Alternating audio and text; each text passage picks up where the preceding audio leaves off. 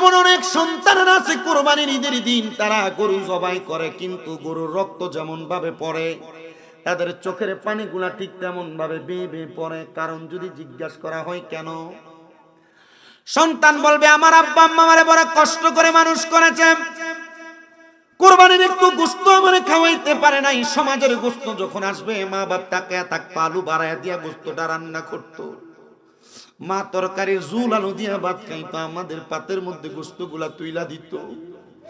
এমন অনেক সন্তানেরা আছে এখন 1.5-2-3 লক্ষ টাকা দিয়া কুরবানি দেয়, কিন্তু কুরবানির গরুর গোশত তার মা বাবার মুখে তুলে দিতে পারে না। আরে পারবো কেমনে?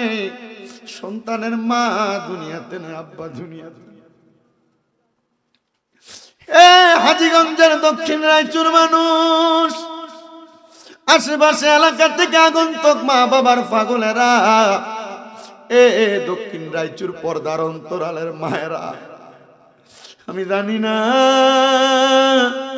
কোন সন্তানেরা জানি আজকের মাহফিলে বসছে তারার মা নাই, তারার বাপ নাই। আপনাদের দুয়ার বরকতে আল্লাহ তাআলা আমারে গত বছর মক্কা মদিনা সফর করাইছেন। আমি যখন উমরা হজ করি, আমার তৃতীয় উমরা হজের সময় একটা ছেলে মদিনা মক্কা শরীফের সামনে দাঁড়ায়া দাঁড়ায়া আল্লাহ তাআলার কাবার দিকে তাকায় তাকায় শুধু কান্দে। আমি তারা জিগাইলাম, হে বাঙালি ভাই কান্দো কেন? ছেলেটা কই, হুজুর আমি প্রতি মাসে 2 বার আসি উমরা হজ করার জন্য। আমি জিগাইলাম তো কান্দোস কেন রে? আমার ডাক দিয়া কই, হুজুর আমি বর্তমানে প্রতি মাসে সৌদি আরবের মতো রিয়াদের মতো জায়গায় আমি 3 লক্ষ 3.5 লক্ষ টাকা ইনকাম করি, কিন্তু আমার আব্বা জান শুধু গরু লালন পালন কইরা, দুধ বিক্রি কইরা, ক্ষেত কামারি কইরা আমার দুনিয়াতে পড়ালেখা করাইছে, চালাইছে।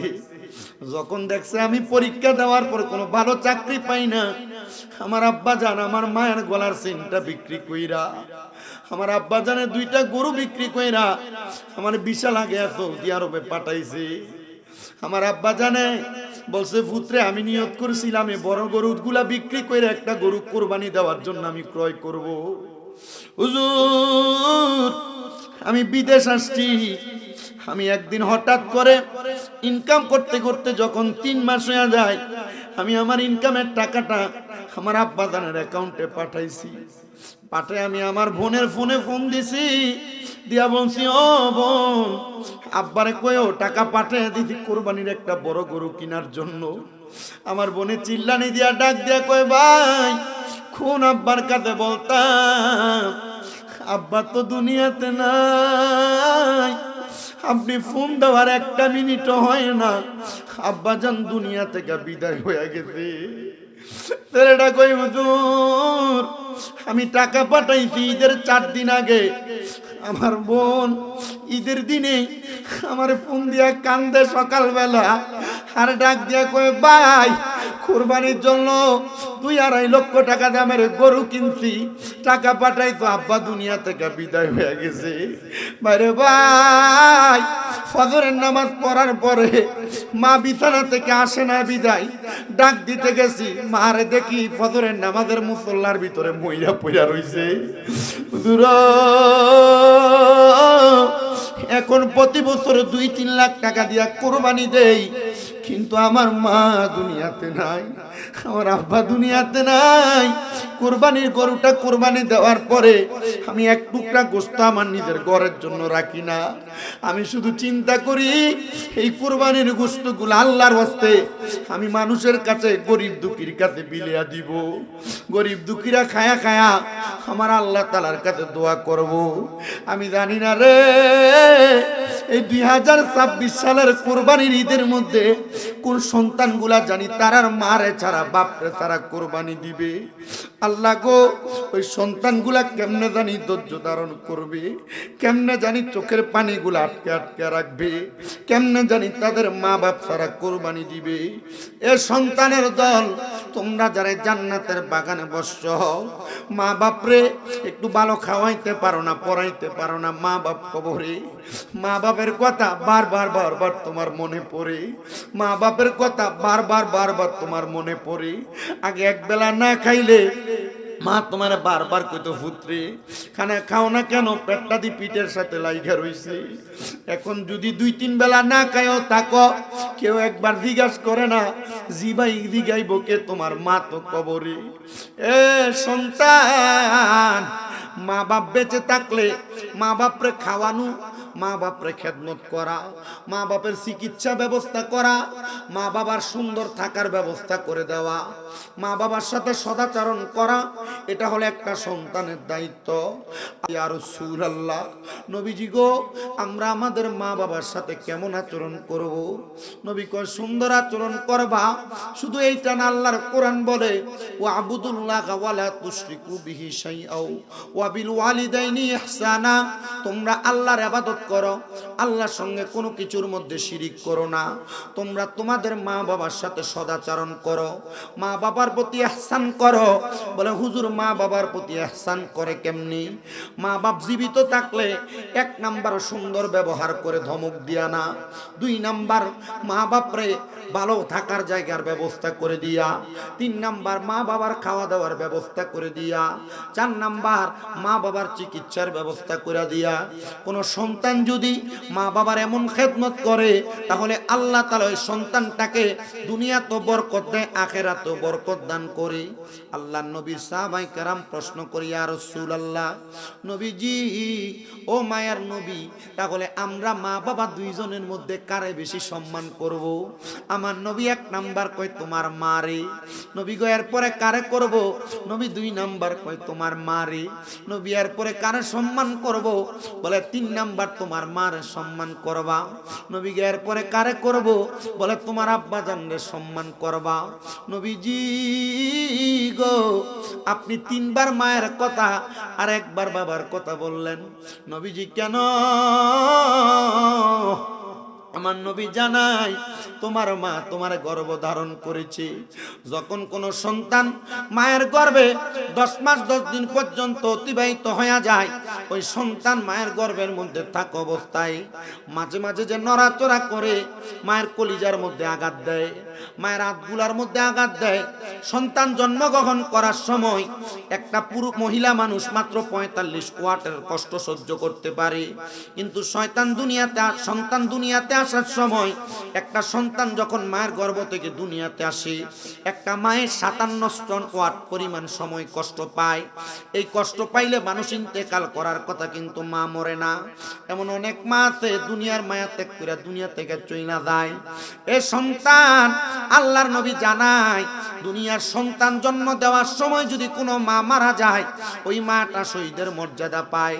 কারণ একটা যুদ্ধের মধ্যে আহত হওয়া সাহাবী যোদ্ধা এত কষ্ট পায় না, একটা মা সন্তান জন্ম দেওয়ার পর যত কষ্ট পায়।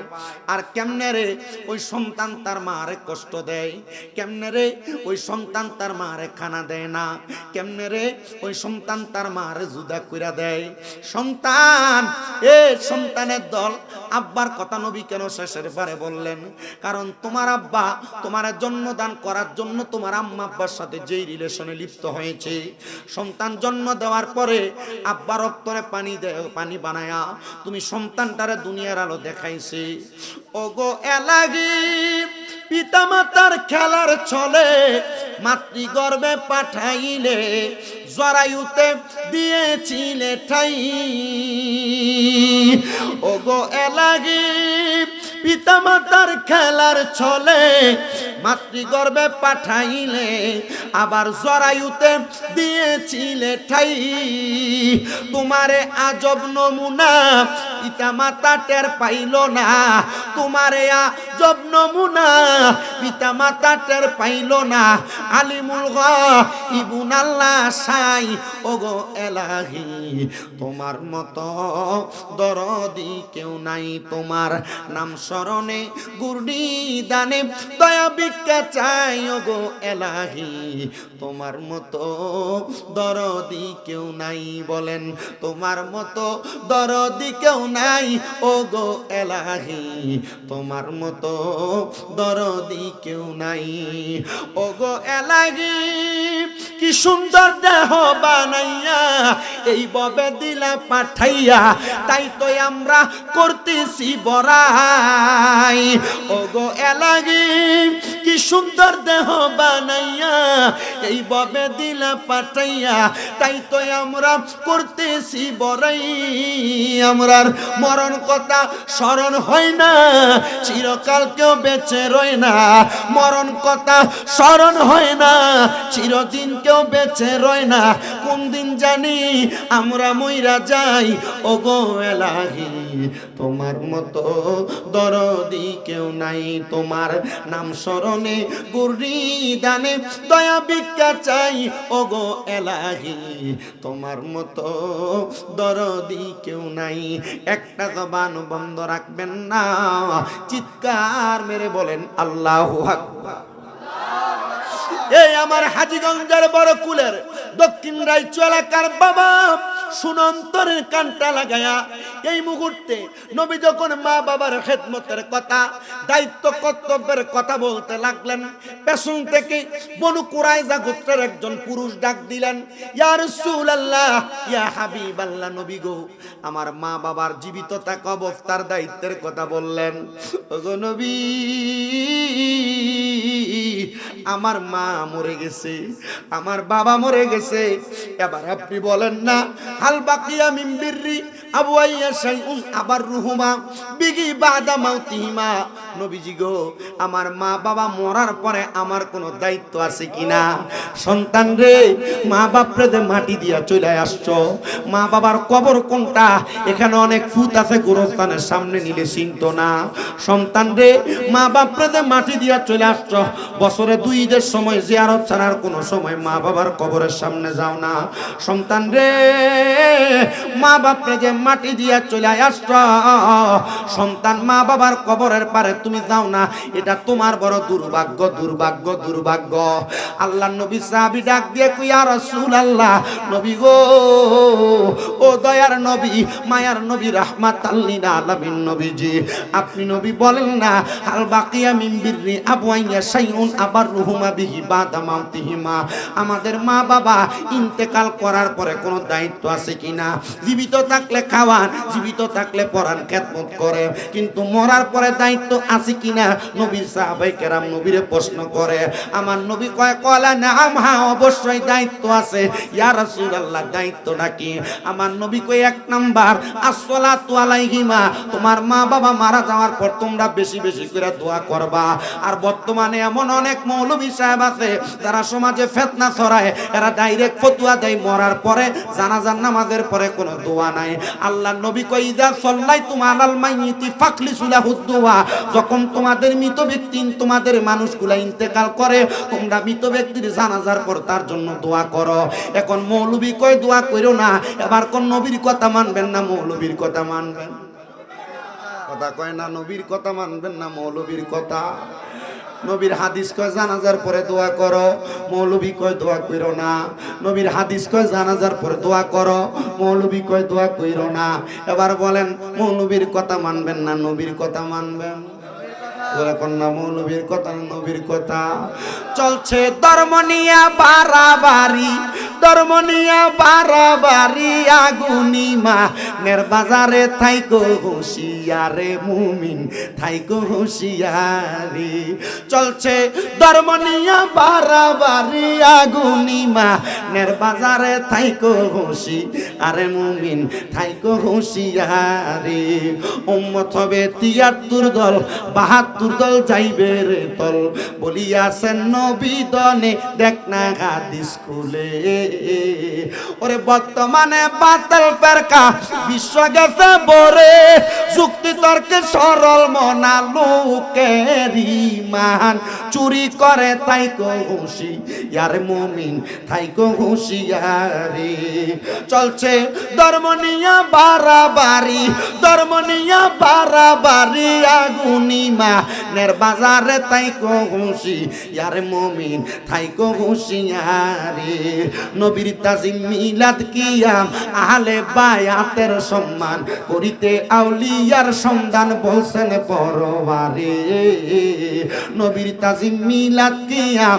আহলে বায়াতের সম্মান করিতে আউলিয়ার সন্ধান বলছেন পরবারে ওরে সব কথা শুনলে তাদের মাথায় বাড়ি পড়ে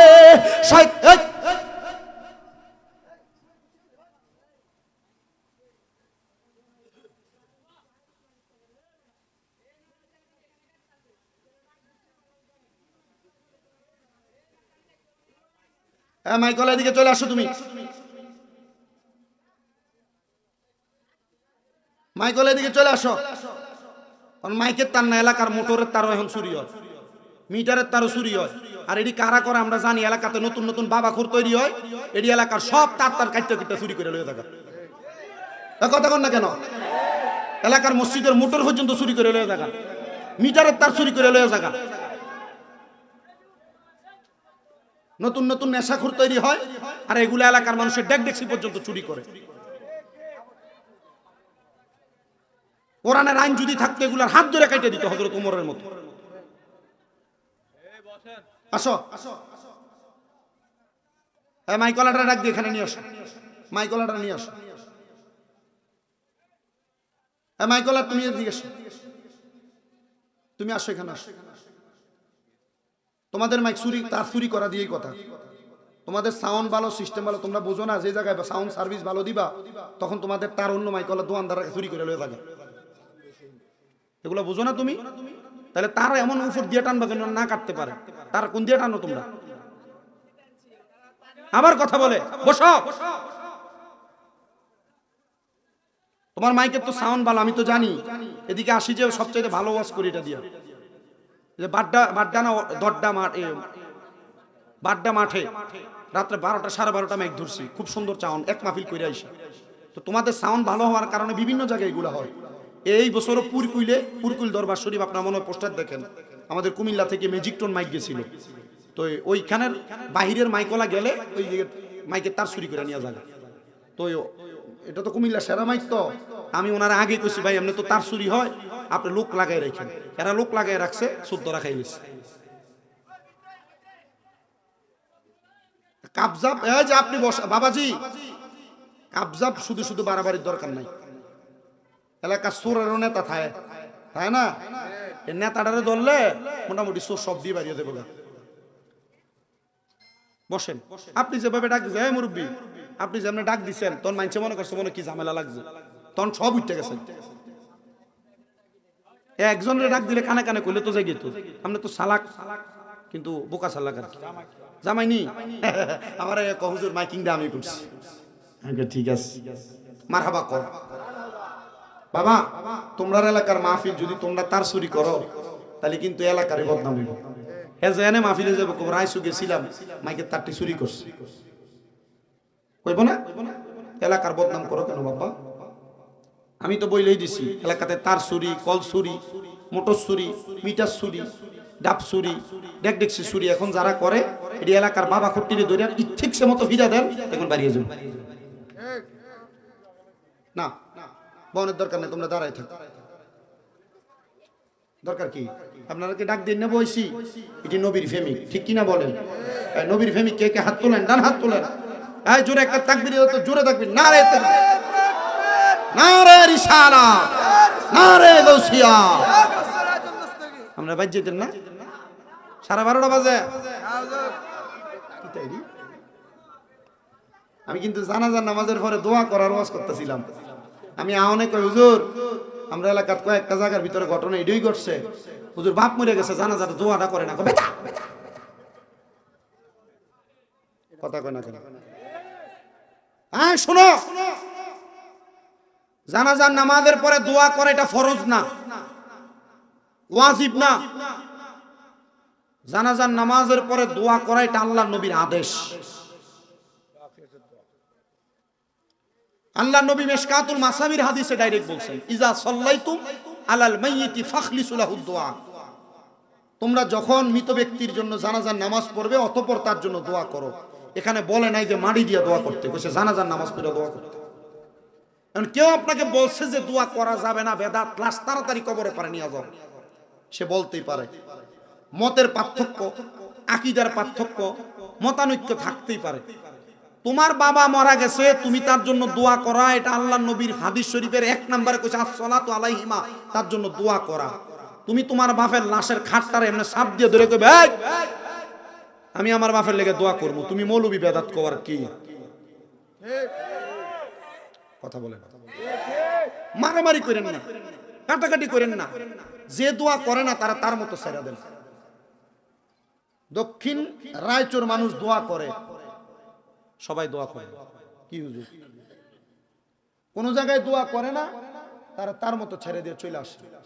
তে যদি তার মান লাগে বাপের লেগে দোয়া না করে শান্তি পা, যা শান্তি। কেন মারামারি, কেন কাটাকাটি দরকার আছে? আমি আমার মান লাগে দোয়া করবো না করবো এটা আমার ব্যাপার। আমি আমার বাবার জন্য দোয়া করবো না করবো এটা আমার ব্যাপার। আমরা দোয়া করব। আমরা যারা আহলে সুন্নাত ওয়াল জামাতের আকীদাওয়ালা আমরা দোয়া করি, কথা বলে না। যারা দোয়া করে না এটা তার নিজের পার্থক্য, নিজের মত, সে দোয়া করবে কিনা তার বিষয়। মারামারি করবেন, কাটাকাটি করবেন দরকার নেই। হুজুর আপনি কি ওয়াহাবি ওলদি না? আমি মানুষের মীমাংসা করাই, মানুষের বুঝাই। আরে বহুত কওমি জামাতি হুজুরা দেখলো কয় যে তুমি একটা জিনিস ঠিক আছে। কি ঠিক আছে? যে তুমি উগ্র না। আমি বললাম আই তো বেশি উগ্র। তো না তুমি বহা বই কর না, যদি সবাই বহে। আচ্ছা মনে করেন ইয়া তুই হুজুর ওয়াহাবি, আপনি শুননি এটাই জানি, আপনার ভূত সব শুননি, আপনি ওয়াহাবি না, আপনি শুননি। আপনার যদি কইতেছে আপনি আর বাহার মতো না, আপনার যদি কত কিছু কমো, বাপ মার কাছে জিহুতের কথা আবদার, ঠিক না? আচ্ছা তুই হুজুর ওয়াহাবি, আবার এটা বুঝাইতেছি কিন্তু। আচ্ছা উনি যদি ওয়াহাবি হয়, এলাকার সবাই যদি আবার ডাইরেক্ট কয় খালি ওহাবি ওহাবি ওহাবি ওহাবি, আর আপনারা সব বেগুন শুননি। আচ্ছা এবার আর আপনারা দেখলাম আপনার কাছে আইব, আপনারা এবারে ওহাবি কইছে না আছে তাই আপনি যে সুন্নি, আপনার সুন্নিয়তে যে কোরআন হাদিসের একটা ভালো ধারাবাহিকতা আছে, আপনি এবারে বুঝান। আমাদের 5-6টা মাদ্রাসা কুমিল্লা শহরে আপনারা জানেন না? আমার মাদ্রাসায় বহু কওমি মাদ্রাসার হাফেজ সাহেব আইছে, ফরাইছে, মিলাদ কিয়াম করতো না, করে না, কোনো সময় করছে না, জানে এটা বেদাত। আলহামদুলিল্লাহ 3 বছর শিক্ষকতা করে, হ্যাঁ মিলাদ কিয়াম করে, করায়, তার কণ্ঠ আমার থেকে সুন্দর। আমি তারে বুঝাইছি এটা ফরজ না, ওয়াজিব না, সুন্নত না, মুস্তাহাব না, মুস্তাহসান। তারা বুঝাইছি নবীর প্রেম নিয়ে এটা পড়ি, ফরজ মনে করে পড়ি না, তোমার ভাল লাগলে পড়বা। এক হুজুর পড়ি। আমি যদি খালি ওহাবি ওহাবি কই আরে যদি দূরে সরাই দেই, হ্যাঁ আমার কাছে আইবো? এর লাগি যারা গাইলা নের এরা গাইলা, যারা বহাদনের এরা দেখ। আমি আপনারে ভালোবাসি, আপনি আমার কাছে আসেন, আমার কোনটা খারাপ লাগে আপনি আমারে বলেন। আমার ডাইরেক্ট একদিন এক হাফেজ সাহেব আনার লাগে বসছি, এ আমার থেকে বয়সে বড়, দাওরা ফাঁস, এ আমার হুজুর সুন্নিরা সবই ভালো লাগে, মাথার পূজাটা আমার ভালো লাগে না। আমি কইলাম বালা কথা।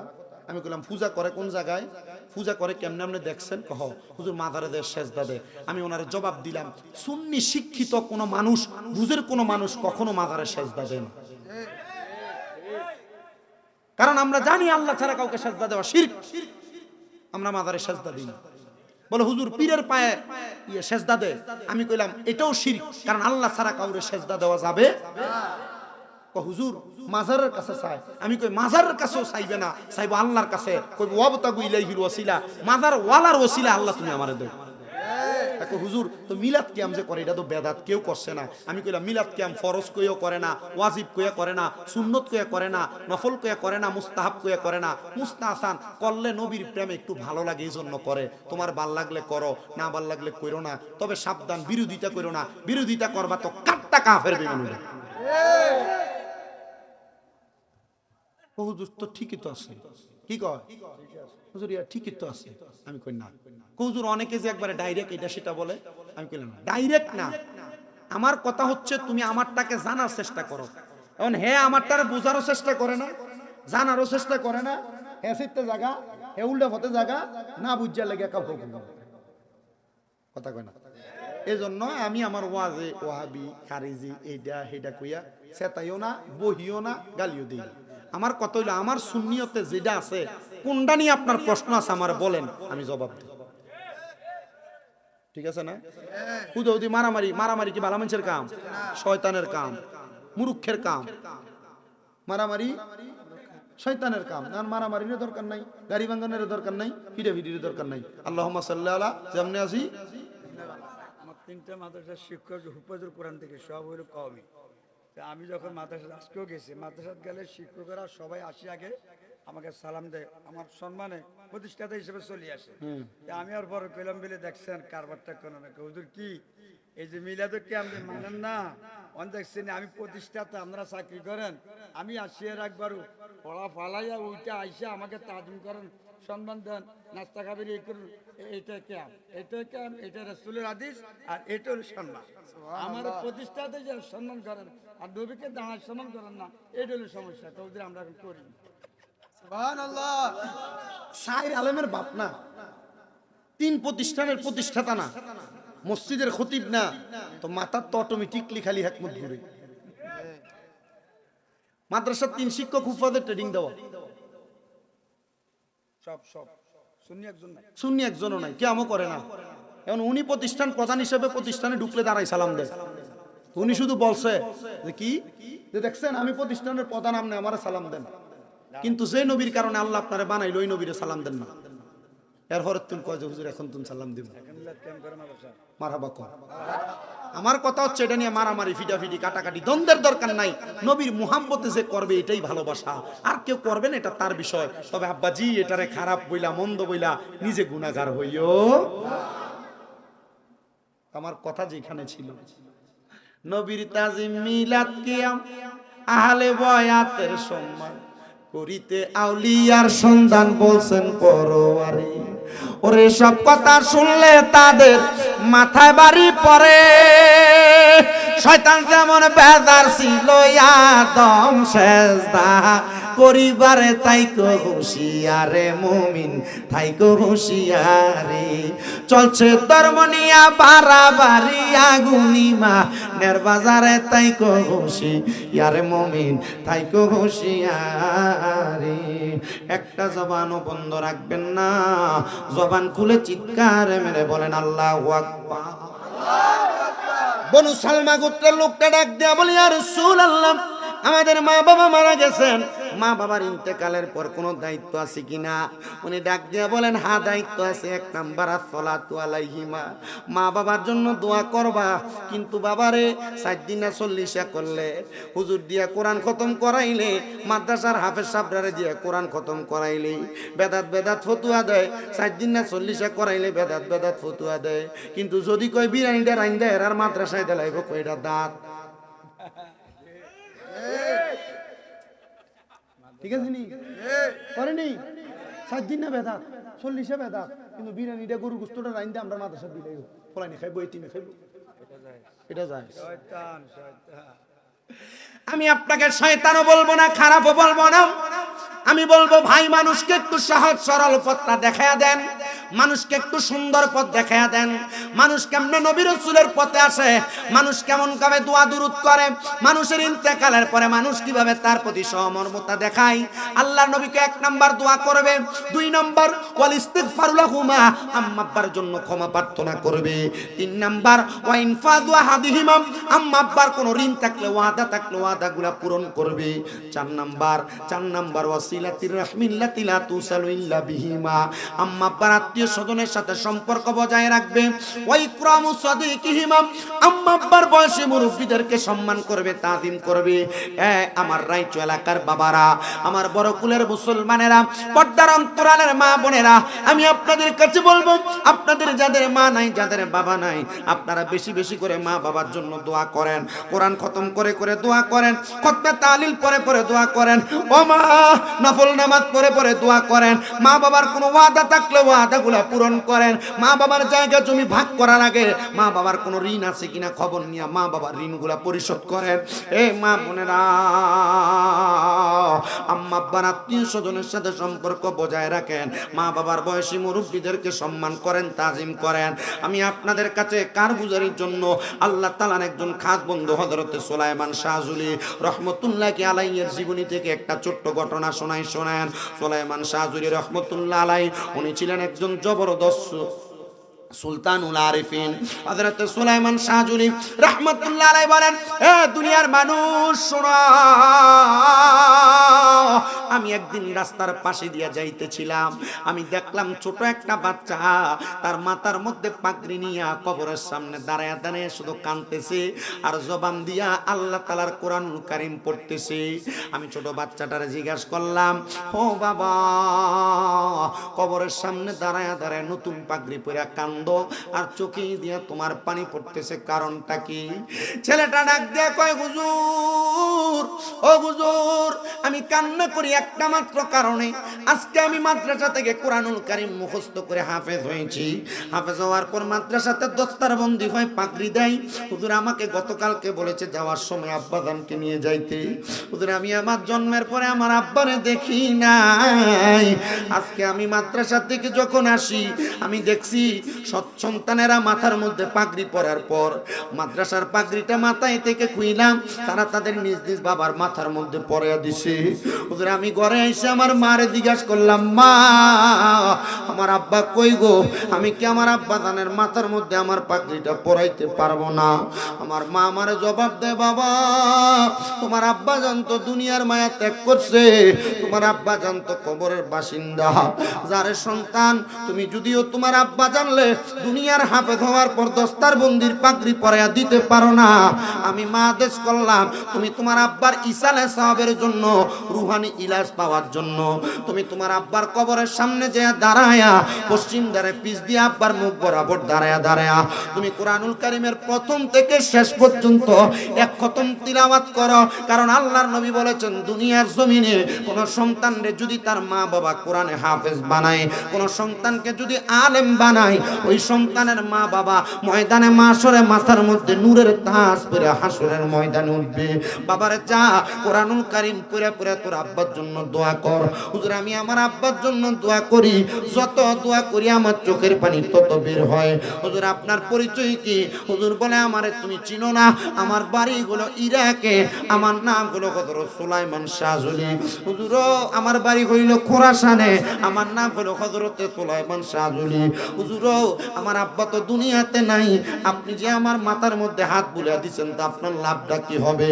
হুজুর একটা হাদিস শোনাই, আল্লাহর নবী বলেছেন, দুনিয়াতে কোনো সন্তানের বাবা মারা যাওয়ার পরে, মা মারা যাওয়ার পরে ওই এতিম সন্তানের মাথার মধ্যে যদি কোনো মানুষ হাত বুলিয়ে দেয়, এতিমের মাথার মধ্যে যতগুলা চুল থাকবে ওই চুলের পরিমাণ সওয়াব আমার আল্লাহ ওই এতিম সন্তানের মাথায় হাত বুলিয়ে দেওয়ার কারণে বুলানেওয়ালার আমল নামার মধ্যে দিয়া দিবি। কষ্ট হইতাছে? মায়ের দিকে তাকায় একবার, মা ইশারা দিয়া বলে, এ বাবা, যেহেতু তোর বাবা দুনিয়াতে নাই, মাথার পাগড়িটা খুইলা তো আফসোস, তুই তোর আব্বা জানরে পাগড়ি পরাইতে পারো নাই, পাগড়িটা খুইলা তুমি সুলাইমান শাহজুলির মাথার মধ্যে পরাইয়া দাও। ওরে একদিন আমি চলে যাব, একদিন আমি চলে যাব, ববের মায়া ছাড়িয়া, পারবে না, পারবে না, পারবে না কেউ রাখতে দরিয়া আমায়, পারবে না, পারবে না, পারবে না কেউ রাখতে দরিয়া। জবান যদি থাকে মুহাব্বতে কম। ওরে একদিন আমি চলে যাব, একদিন আমি ভবের মায়া ছাড়িয়া পারবে না, পারবে না, পারবে না কেউ রাখতে ধরিয়া আমায়, পারবে না, পারবে না, পারবে না কেউ। ওরে যেদিন আমার আসবে সমর আমারই দ্বারেতে, আজরাইলা শিবে তখন রুহু নিয়া যাইতে বলেন, আজরাইলা শিবে তখন রুহু নিয়া যাইতে। সেই দিন আমি চলে যাব, সেই দিন আমি চলে যাব ভবের মায়া ছাড়িয়া পারবে না, পারবে না, পারবে না কেউ রাখতে ধরিয়া আমায়, পারবে না, পারবে না, পারবে না কেউ। ওরে আমার মরার পরে যখন আসিবে স্বজন, রঙিন পোশাক পর খুলে তখন আমায় পরাবে সাদা এক কাফন। বলেন রঙিন পোশাক খুলে আমায় পরাবে যে সাদা তিনি কাফন, আমায় তারা দিবে নিয়া, আমায় তারা দিবে নিয়া মাটির ঘরে শোয়ায়া পারবে না, পারবে না, পারবে না কেউ রাখতে ধরিয়া। হাইরে একদিন আমি চলে যাব, একদিন আমি চলে যাব ভবের মায়া ছাড়িয়া পারবে না, পারবে না, পারবে না কেউ। যারা মরতেন না তারা কইেন না, একটু বলেন পারবে না, পারবে না, পারবে না কেউ। ওরে কবর দেশে যাওয়ার পরে, মাটি দেওয়ার পরে স্বজন বন্ধু চলে আসবে আমায় একা রেখে। বলেন স্বজন বন্ধু চলে আসবে আমায় একা ফেলে, সবাই আমায় ভুলে যাবে, সবাই আমায় যাবে ভুলে, রাখবে না মনে করিয়া পারবে না, পারবে না, পারবে না কেউ রাখতে ধরিয়া আমায়, পারবে না, পারবে না, পারবে না কেউ রাখতে। এই আমার বাবা শুনো, মাতার পাগড়ি খুইলা যখন হযরতে সুলাইমান সাদুলীকে পরাইয়া দিছে, সুলাইমান সাদুলী কয় আব্বা আমারে কেন পরাইলা? বলে আমার মায়ের আদেশ অমান্য করতে পারলাম না। বলে ঠিক আছে যাও, আমি তোমার জন্য দোয়া করি। হাতায় হাত বুলা দিয়া সন্তান বাড়িতে চলে গেলেন। সন্তান মারে ডাক দিয়া কয় মা, আজকে যেহেতু আমার আব্বার জন্য আমার মনটা খারাপ, আমি অন্য কোনো জায়গায় ঘুমাবো না, আমি তুমি আম্মা জনের কোলটার মধ্যে মাথা রাইখা ঘুমাবো। এখন অনেক সন্তান আছে মা বাবার সাথে এমন ছোট বাচ্চার মতো আচরণ করে, আর অনেক সন্তান আছে মার দিকে ফিরেও চায় না, মুখও দেয় না।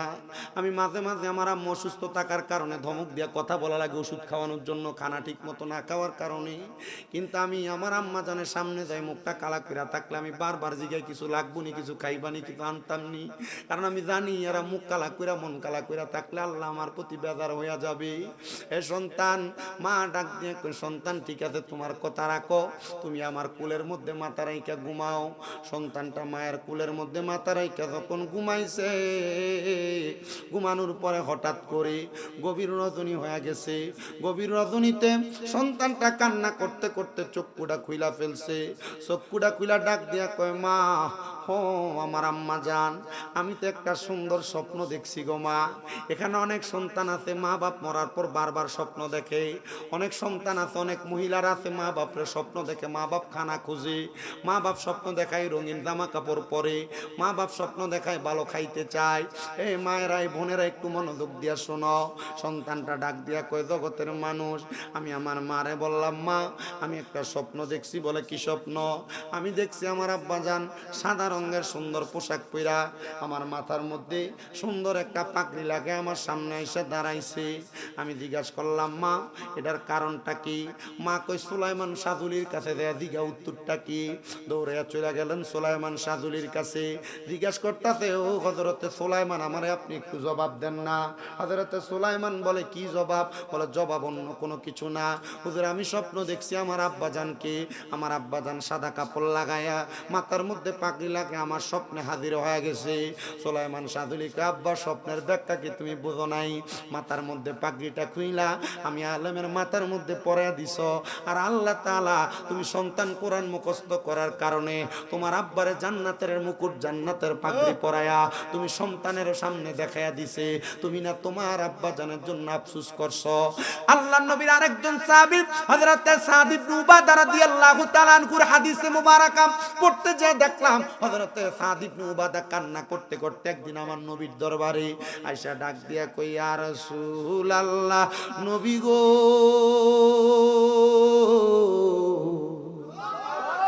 হযরত সাদ ইবনে উবাদা আয়েশা কান্দে আর ডাক দিয়া কয়, নবী, ইয়া রাসূলুল্লাহ, আমার মা মারা গেছে, আমার বাবা মারা গেছে, নবী গো, আমার মা বাবা আমার অনেক সম্পদ দিয়া গেছে। ইয়া রাসূলুল্লাহ, আমার মা বাবা যে আমার সম্পদ দিয়া গেছে, এই সম্পদ আমার কোনো কাজে আসতেছে না। আপনি বলেন না, আমি কি আমার এই সম্পদগুলো আমার মা বাবার জন্য ব্যয় করতে পারি নাকি? আমার নবী ডাক দিয়া কই, সাদ ইবনে উবাদা, যদি তোমার পক্ষে সম্ভব হয় তুমি তোমার এই সম্পদ থেকে আম্মা আব্বার জন্য সদকা করে দাও। সাদ ইবনে উবাদা কই, ইয়া রাসূলুল্লাহ, আপনি সাক্ষী থাকেন গো নবী, আমার একটা খেজুরের বাগান আছে, যেই বাগানটার নাম হলো মিখওয়াদা। ওই খেজুরের বাগানটা আমি আমার মায়ের জন্য আল্লাহর হস্তে সদকা করে দিলাম। আমার নবী কয়, ইয়া সাদ ইবনে উবাদা, তুমিও সাক্ষী থাকো, সাক্ষী থাকো, সাক্ষী থাকো, তোমার আম্মা জানরে আমার আল্লাহ তাআলা সৎকার বিনিময় জান্নাতি বানাবে। সাদ ইবনে উবাদা আমার নবীর দরবার থেকে চলে গেছে। পরের দিন সকালবেলা কান্না করতে করতে আমার নবীর সামনে নবী ডাক দিয়া কই, ওগো সাদ ইবনে উবাদা, তুমি কেন কান্না করো, জবাবটা দাও। সাদ ইবনে উবাদা কই, ইয়া রাসূলুল্লাহ, নবী গো, আমি স্বপ্ন দেখছি আমার মা এবং বাবা দুইজন জান্নাতের খানা খাইতেছে। আমার নবী ডাক দিয়া কই, সাদ ইবনে উবাদা, জানোনি কেন তোমার মা জান্নাতের খানা খায়, বাপ জান্নাতের খানা খায়? নবী গো, জানি না। বলে, শোনো সাদ ইবনে উবাদা, তোমার মা বাবার জন্য যে তুমি খেজুরের বাগানটা সদকা করে দিছ, ছোট ছোট ক্ষুধার্ত দুইটা পাখি গতকালকে সন্ধ্যাবেলা খেজুরের বাগান থেকে পাকা খেজুর একটু খাওয়ার কারণে তাদের ক্ষুধা নিবারণ হয়েছে। পাখিগুলা রুহানি দুয়ার কারণে আমার আল্লাহ তোমার মারে আর বাবারে মাফ করে দিছে। আর জোরে কন্যা সুবহানাল্লাহ। আল্লাহর পরে নবী আমার, আল্লাহর পরে নবী আমার।